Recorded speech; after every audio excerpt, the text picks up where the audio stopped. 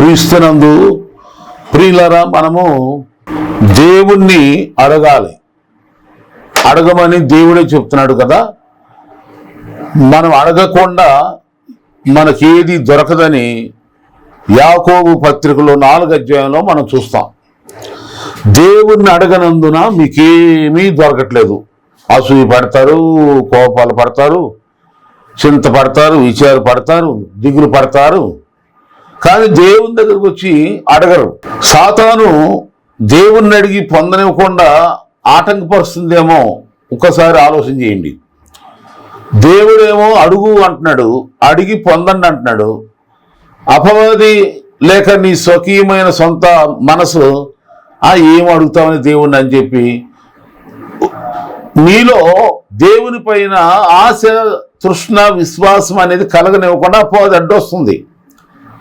లేక నీ యొక్క నిర్లక్ష్య జీవితం, మన నిర్లక్ష్య జీవితం అడ్డరావచ్చు. కనుక నేను ఈ సమయంలో మీకు త్వరగా మీకు అర్థమయ్యేలాగా కొన్ని విషయాలు చెప్తాను. దేవుణ్ణి అడగాలి.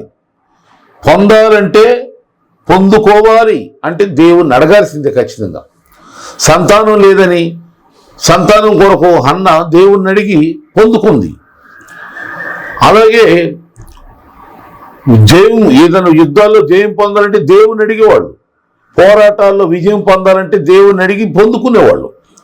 అలాగే ఎటువంటి సమస్య అయినా, ఎటువంటి అవసరత అయినా, ఎలాంటి మన కోరికైనా, ఎలాంటి మన అవసరత అయినా దేవుణ్ణి అడగాలి.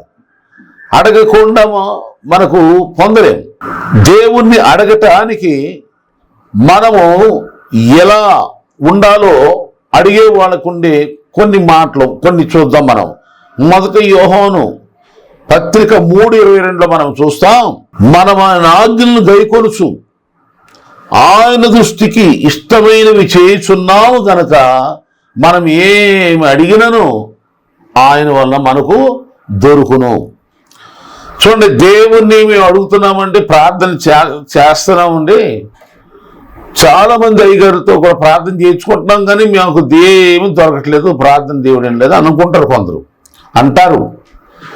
కానీ బైబిల్ ఏం చెప్తుంది?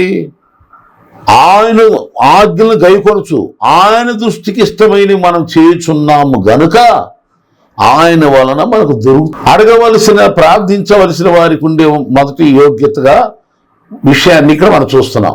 ఆజ్ఞలు గైకొనాలి, తర్వాత ఆయన దృష్టికి ఇష్టమైనవి మనం చేయాలి. ఇక ఆయన దృష్టికి ఇష్టమైనవి మొదటగా మనం చెప్పాలంటే ఎబ్రీ పత్రిక 11:6 ఏముంది? విశ్వాసం లేకుండా ఆయనకి ఇష్టడై ఉండుట అసాధ్యం. దేవుని యొద్దకు వచ్చేవాడు ఆయన ఉన్నాడని, తన్ను వెదుకు వారికి ఫలము దయచేవాడని నమ్మాలి. అంటే ఏమిటి విశ్వాసం? దేవుని మందిరానికి వెళ్ళాలి, ప్రార్థన చేయాలా, పొందుకోవాలి. విశ్వాసం అంటే అది. నమ్ముతున్నామండి అని మనసులో అనుకుంటే అది జరగదు. విశ్వాసం అంటే క్రియలతో కూడిన విశ్వాసం. నీకు విశ్వాసం ఉందా దేవుని మీద? దేవుని దగ్గర రావాలి, దేవుని అడగాలి, పొందుకోవాలి. ఇక మనం మొదటి యోహాను పత్రికలో 5వ అధ్యాయంలో 14-15 వచనాలు మనం చదివితే, ఆయన బట్టి మనం కలిగిన ధైర్యం ఏదనగా ఆయన చిత్తానుసారముగా మనం ఏది అడిగినా ఆయన మనవి ఆలకించనన్నదే. మనమేమి అడిగినను ఆయన మనవి ఆలకించి, మనము ఆలకించినని ఎరిగినట్లయితే ఆయనను వేడుకుంటాం, మనకు అన్నీ జరుగుతాయి. కనుక ఆయన చిత్తం, ప్రభువాన్ని ఆయన చిత్తానుసారంగానే మనం ప్రార్థన చేసుకోవాలి. మొదటగా దేవుని ఆజ్ఞలు గైకొనాలి, రెండోదిగా ఆయనకి ఇష్టమైనవి చేయాలి, ఇక్కడ ఆయన చిత్తానుసారంగా. తర్వాత యోహాను సువార్తలో 14వ అధ్యాయంలో 13-14 వచనాలు ఏమిటంటే, ఆయన నామమును బట్టి మనం ఏమైతే అడుగుతామో దేవుడు, తండ్రి అయిన దేవుడు మహిమపరచబడినట్లుగా ఆయన మనకు అనుగ్రహిస్తాడని 14వ అధ్యాయం 13-14 వచనంలో యోహాను సువార్తలో చూస్తాం. కనుక ఇక్కడ గమనించండి ప్రియులారా, నువ్వు దేవుడిని అడుగుతున్నావు, ప్రార్థన చేయాలి, నీ ప్రార్థన దేవుడు వినాలి, ప్రతిఫలం పొందాలి. ప్రార్థన చేసేమో మాకేం జవాబు రాలేదని అనుకోకూడదు. జవాబు రావాలంటే ఆజ్ఞలు గైకోను, ఆయనకి ఇష్టమైనగా ఉండు, ఆయన చిత్తానుసారంగా ఉండు. మనం ఆయన నామంలో ప్రార్థన చేస్తే దేవుడు మన ప్రార్థన ఆలకిస్తాడు, జయిస్తాడు. ఎలా, ఎందుకు ఇస్తాడు? దేవుడే మహిమ పొందాలని, తండ్రి మహిమ పొందాలని ఆయన నామను బట్టి మనం చేసే ప్రార్థనలు అంగీకరించి దేవుడు ఇస్తాడు. అందుకని దేవుడు ఏదన్నా మీకు ప్రార్థనలు ఆలకించినప్పుడు, అంటే ఇల్లు కట్టుకోవాలని ప్రార్థన చేసి, ఆరోగ్యం కోసం ప్రార్థన చేసి, ఉద్యోగం కోసం ప్రార్థన చేసి, లేక ఇంకా ఏదైనా అవసరత కోసం ప్రార్థన చేసి దేవుడు ఆలకించాడు. ఎవరు గొప్పలేదు ఇందులో, దేవునికే మహిమ. దేవుణ్ణే గణపరచాలా, పొందినాక మర్చిపోకూడదు.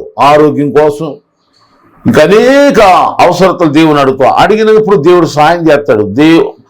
మనం ప్రార్థన చేయాలి. ఏమన్నా చేసుకోవాలంటే ప్రార్థన చేసేటప్పుడు, ప్రభు నీకు మహిమ కలుగునట్లుగా నన్ను ఆశ్రయించు, భూమి మీద నీ మార్గములు తెలియబడినట్లు అన్ని జనులు రక్షణ పొందినట్లు నన్ను ఆశీర్వదించు. అది దేవునికి మహిమ కలిగే విధంగా కార్యాలు జరగాలని మనం కోరుకున్నప్పుడు ప్రార్థన చేస్తే దేవుడు తప్పకుండా ఇస్తాడు.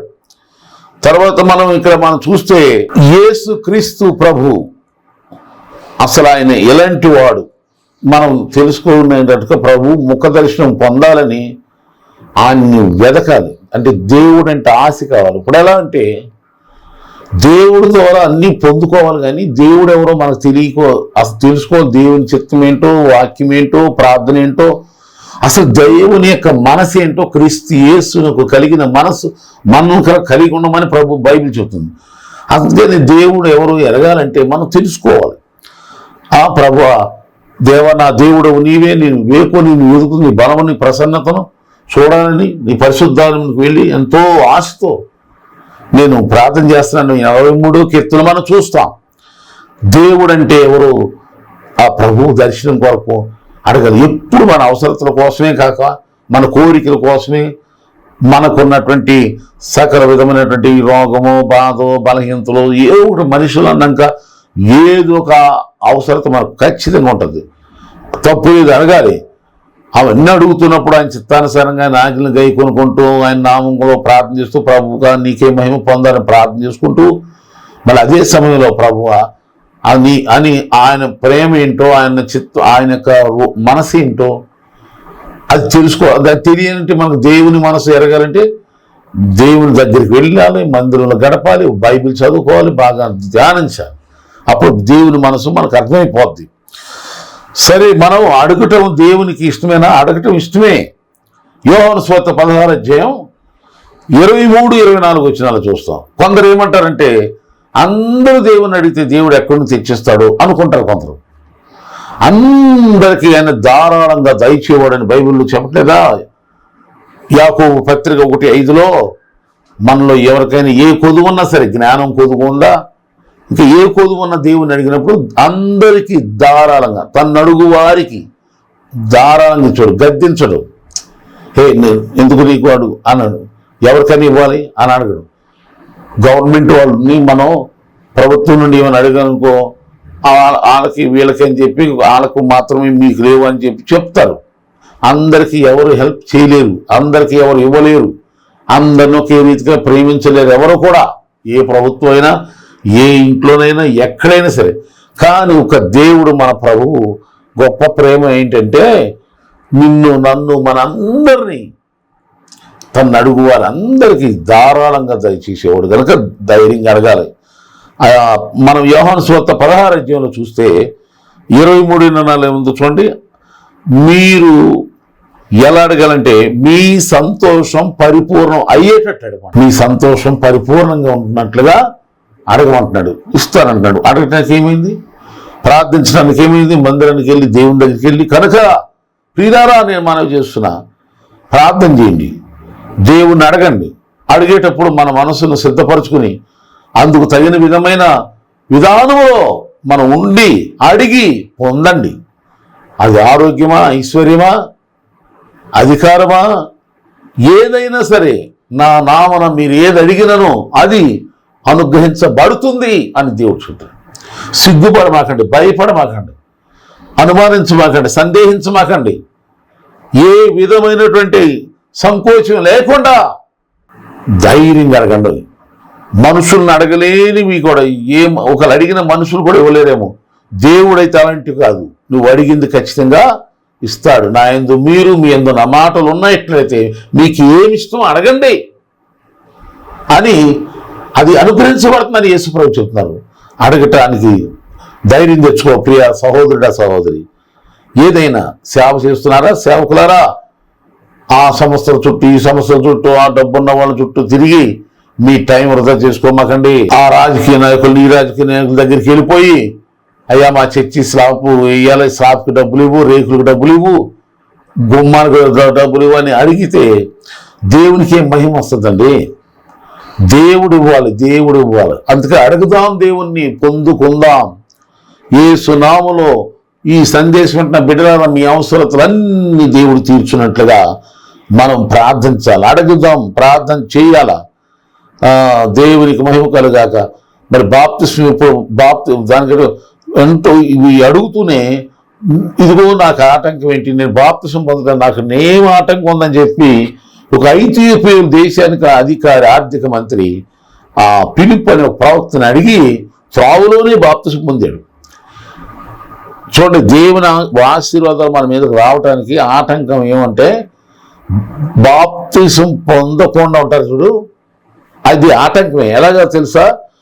చూడండి, బైబిల్ గ్రంథంలో మనం చూస్తే 22:16 అపోస్తల కార్యములో తడవ చేయటం ఎందుకు, నువ్వు లేచి బాప్తిసం పొంది నీ పాపాలు కడిగేసుకోవాలి. గలతీ పత్రిక 3:27 ఏమనుందంటే, క్రీస్తు యేసులోనికి బాప్తిసం పొందిన మీరందరూ క్రీస్తుని ధరించుకున్నారు. క్రీస్తుని ధరించుకోవటం ఇష్టం లేదా మీకు? బాప్తిసానికి ఎందుకు ఆటంకపరచబడుతున్నారు? వాయిదాలు ఎందుకు వేస్తున్నారు? దేవుని చేత నూతన పరచబడటం, దేవుణ్ణి ధరించుకోవటం, పవిత్రపరచబడటం నీకు ఇష్టం లేదా? దేవుని ఆశీర్వాదాలు పొందటానికి ఇష్టమే, కానీ ఆయన రక్షణ, ఆయన ఇచ్చేటువంటి పరిశుద్ధత, పవిత్రత పొందటానికి ఎందుకు తడవ చేస్తున్నారండి? బాప్తిసాన్ని గురించి ఆలోచించేమని దయచేసి. నేను ఎప్పుడు బాప్తిసం గురించి అడగండి, మీ పాస్టర్ని అడగండి, ఎప్పుడు ఇస్తానండి, త్వరగా ఉన్నా కానీ అడగాలి. ఇప్పుడు నేను నా చిన్న వయసులోనే యేసు ప్రభు దేవుడు అంతే హృదయపూర్వకంగా ఇప్పుడు తెలుసుకున్నాను. బాప్తిసం అయ్యో నీకు చిన్న వయసు, ఇప్పుడు కాదు తర్వాత ఇస్తామన్నాడు మా పాస్టర్ గారు. కానీ ఇలా నాకు వెంటనే కావాలి, బాప్తిసం పొందాను. మీరు కూడా అలాగే తీసుకోండి. రక్షణ బాప్తిసం ఎంతో ప్రాముఖ్యం కనుక ఈ సత్యాన్ని మనం అపోస్తలుల కార్యం 8వ అధ్యాయం 36వ వచనంలో మనం చూస్తాం. భక్తి చేస్తూ దేవుణ్ణి అడగాలి. యోహాను సువార్త 9:31 చూస్తాం. పుట్టుగుడ్డివాడు అంటాడు, తన చూపు పొందినాక అతడు ఏమంటాడు, దేవుడు ఎవడైనా దైవ భక్తి కలిగిన వాడై ఉండి ఆయన చిత్తము చొప్పున జరిగించితే దేవుడు ఆయన మనం వింటాడు, పాపులు మనం వినడు. అంటే ఇప్పుడు బాప్తిసం పొందలేదనుకోండి, నీ పాపాలు కడగబడలేదు. కడగబడినప్పుడు పాపంతో ఉన్నావు కనుక పాపులు మనం దేవుడు వినడు. అందుకే బాప్తిసం పొందు. నమ్మి బాప్తిసం పొందినవాడు రక్షించబడును. నమ్మని వారికి శిక్ష అని బైబిల్. శిక్షలో ఉంటావమ్మా, శిక్షలో ఉంటావయ్యా? నో, బాప్తిసం పొందడానికి ఇష్టపడు. వెంటనే పవిత్రపరచబడతావు, నీతిగా మార్చబడతావు, దేవుని దృష్టికి ఇష్టమైపోతావు.